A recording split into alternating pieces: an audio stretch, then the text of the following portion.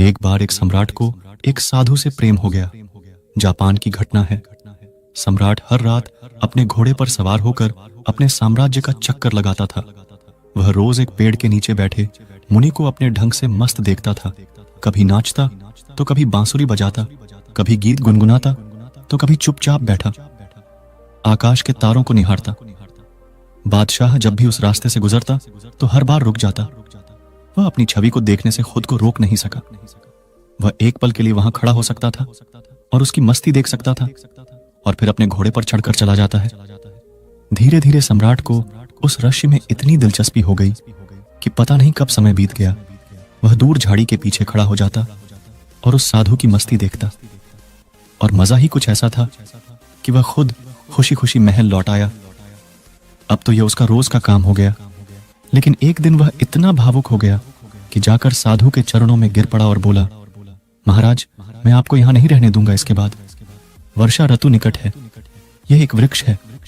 वर्षा ऋतु में तुम इस वृक्ष के नीचे कैसे रहोगे? महल में आओ और मुझे आशीर्वाद दो कि मुझे सेवा का अवसर मिले। यह सुनकर साधु उठ खड़ा हुआ, अपना थैला उठाया और कहा, चलो चलते हैं।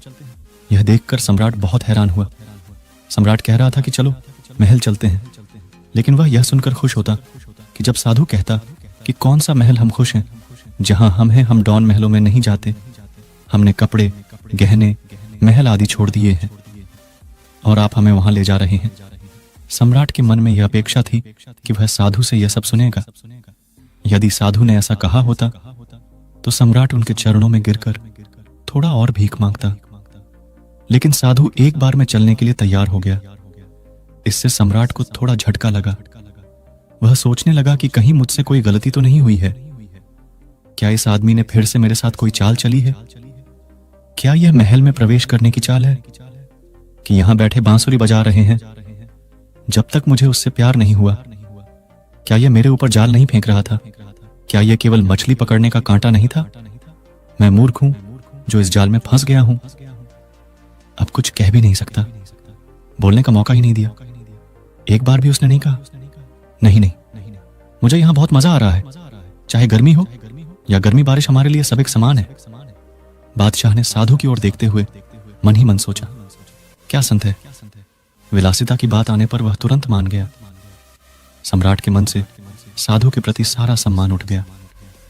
सम्राट यह सब सोच ही रहा था कि तब तक वह साधु सम्राट के घोड़े पर बैठ गया। जल्दबाजी में मैंने इस साधु को पहचानने में बहुत बड़ी गलती कर दी, लेकिन अब सम्राट अपनी बात से मुकर भी नहीं सकता था। अपने वचन के पक्के थे। सम्राट ने मन ही मन कहा, अब तो महल में पड़ा रहेगा, इतने फालतू पड़े हैं, अब वह भी करेगा। लेकिन अब सम्राट के मन से उस साधु के प्रति प्रेम और सम्मान बिल्कुल नष्ट हो गया था। साधु महल में चला गया और आराम से रहने लगा। लेकिन बादशाह की परेशानी दिन ब दिन बढ़ने लगी, क्योंकि वह सन्यासी बड़े मौज मस्ती में रहता था। सम्राट को सन्यासी से ईर्ष्या होने लगी। जब यह सन्यासी जंगल के वृक्ष के नीचे सुखी रहा करता था तो सम्राट के मन में उसके प्रति आदर पैदा हो गया। क्या गजब का त्यागी है उसके पास। कुछ भी नहीं, फिर भी इतना आनंदित साधु वृक्ष के नीचे बांसुरी बजाता था और महल में भी वह बांसुरी बजा रहा है। और फर्क सिर्फ इतना था कि यहां वे मखमली गद्दे पर बैठकर बांसुरी बजाते थे। यह सब देखकर सांप दौड़कर सम्राट की छाती तक पहुंच जाते हैं। मैं कैसा आदमी लाया हूं, क्या यह साधु है?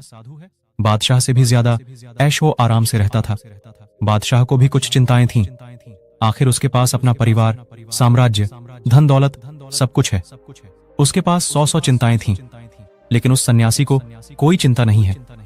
वह बांसुरी बजाता है, नाचता है, गाता है, अच्छा खाता है, अच्छे कपड़े पहनता है। सम्राट ने किसी तरह उसे 6 महीने तक झेला, लेकिन बात सम्राट की बर्दाश्त के बाहर चली गई। तो एक दिन सम्राट साधु संत से बोला, मैं एक प्रश्न पूछना चाहता हूं। अब मुझ में और आप में क्या अंतर है? साधु ने कहा कि आप अंतर जानना चाहते हैं, नहीं सुधरोगे, तुम फिर से मुसीबत में पड़ोगे और तुम फिर से मुझसे ईर्ष्या करोगे और दिन रात परेशान रहोगे। हमारा क्या है? हम साधु हैं। हमारे लिए महल और जंगल सब एक जैसे हैं। हमें कोई परेशानी नहीं है, क्योंकि जिसे समस्या है वह साधु नहीं है। मेरी बांसुरी जंगल में बजाएगी जैसे जंगल में रहती थी। ई महल मोर खेलता रहेगा। यह कहकर आर्षि वहां से चले जाते हैं और सम्राट वहीं खड़ा साधु को जाता देख रहा था। मित्रों, इस कहानी से हमें दो बातें सीखने को मिलती हैं। सबसे पहले, इंसान किसी भी चीज की तब तक इज्जत करता है जब तक कि उसके पास वह न हो। फिर जब आप उस शख्स के पास वापस आ जाते हैं तो इंसान उसे इज्जत देना बंद कर देता है, और तब उसे अपनी गलती का एहसास तब होता है जब वह वस्तु या व्यक्ति उसके जीवन से चला जाता है। जैसे वह साधु उस सम्राट को बहुत त्यागी और महान लगता था जब तक वह जंगल में रहता था, जब तक वह सम्राट के साथ महल में जाता था। सम्राट ने उसका तिरस्कार किया और कोशिश की, लेकिन जब वही आर्षि सम्राट से दूर हो गए तो सम्राट ने उन्हें उपयोगी पाया। सलिए किसी भी व्यक्ति को बहुत सोच समझकर अपना बना लो, और जब तुम अपने हो जाओ तो उसे अस्वीकार मत करना। पाठ 2, परिस्थिति कैसी भी हो, हमेशा खुश रहो। जैसे एक सन्यासी जंगल में भी उतने ही आनंद से रहता था जितने आनंद से वह महल में रहता था। जीवन जीने का सही तरीका है सुख और दुख के लिए समान शब्द होना। श्रीमद् भागवत गीता में भी यही बात कही गई है, और यही बात गौतम बुद्ध ने अपने उद्देश्यों में कही है। जो बीत गया उसके लिए पछताओ मत, भविष्य की चिंता मत करो, बस वर्तमान क्षण को पूरी जागरूकता और खुशी के साथ जियो, फिर तुम्हारा जीवन सुख और शांति से भर जाएगा।